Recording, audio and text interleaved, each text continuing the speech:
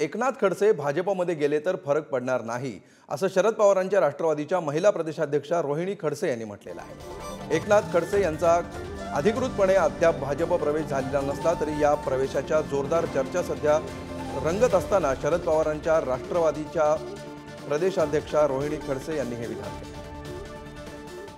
आज प्रदेशाध्यक्ष जयंत पाटील यांची बैठक सुरू आहे आणि शरद पवार साहेब देखील दौऱ्यावर येणार आहेत। काय नेमकं नियोजन आहे? रावेर लोकसभेच्या निवडणुकीकडे संपूर्ण महाराष्ट्राचं लक्ष लागून आहे। आज राष्ट्रवादी काँग्रेस शरदचंद्र पवार पक्षाचे प्रदेशाध्यक्ष आदरणीय जयंतराव पाटील साहेब यांच्या प्रमुख उपस्थितीमध्ये जळगाव येथे छोटे आणि प्रमुख पदाधिकाऱ्यांची बैठक आज संपन्न होत आहे। पक्षाचं व्यवस्थित नियोजन तळागाळापर्यंत आपण पोहोचण्यासाठी काय नियोजन करता येईल ह्यासाठी सगळे प्रयत्न करत आहेत आणि नक्कीच आम्हाला विश्वास आहे की या माध्यमातून आम्ही राष्ट्रवादी काँग्रेस शरदचंद्रजी पवार पक्ष म्हणून आमच्या उमेदवार हा चांगल्या मतांनी निवडून येईल। ताई, भाऊ आता भाजपमध्ये जाणार आहेत। आतापर्यंत तुम्ही भाऊंसोबतच होते आणि तुमच्या प्रत्येक निर्णयात त्यांचं बऱ्यापैकी योगदान होतं, मात्र ते आता वेगळ्या पक्षात आणि तुम्ही वेगळ्या पक्षात राहणार आहात। पुढची राजकीय तुमची कारकीर्द कशी असेल? काय नेमके निर्णय घेणार आहेत?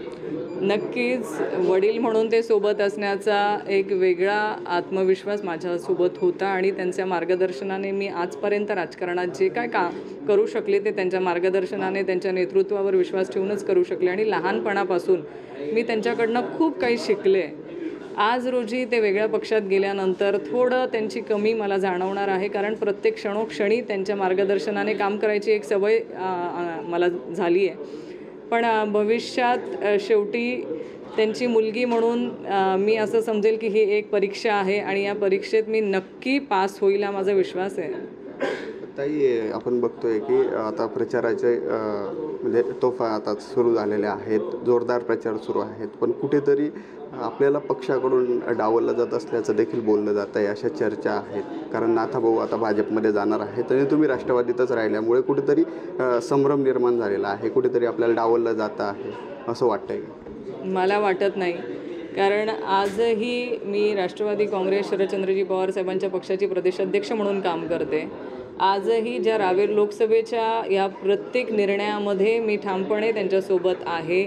आदरणीय जयंतराव पाटील साहेब असतील, आदरणीय पवार साहेब असतील, ह्या प्रत्येक निर्णयामध्ये आमच्या बरोबर चर्चा करूनच निर्णय होत आहेत। त्याच्यामुळे चर्चा सगळ्या होत राहतात, पण असं कुठेही नाही आहे। आज रोजी आम्ही सगळे राष्ट्रवादी काँग्रेस शरदचंद्रजी पवार पक्षाचे सगळे प्रमुख नेते मिळून रावेर लोकसभेसाठी जोरदार प्रयत्न करतोय। सचिन गोसावी, पुढारी न्यूज, जळगाव।